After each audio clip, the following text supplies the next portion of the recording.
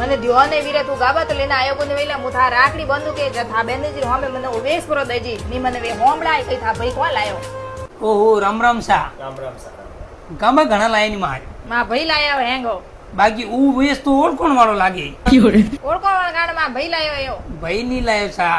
वो तो मोरज मातो और मोरज खांडो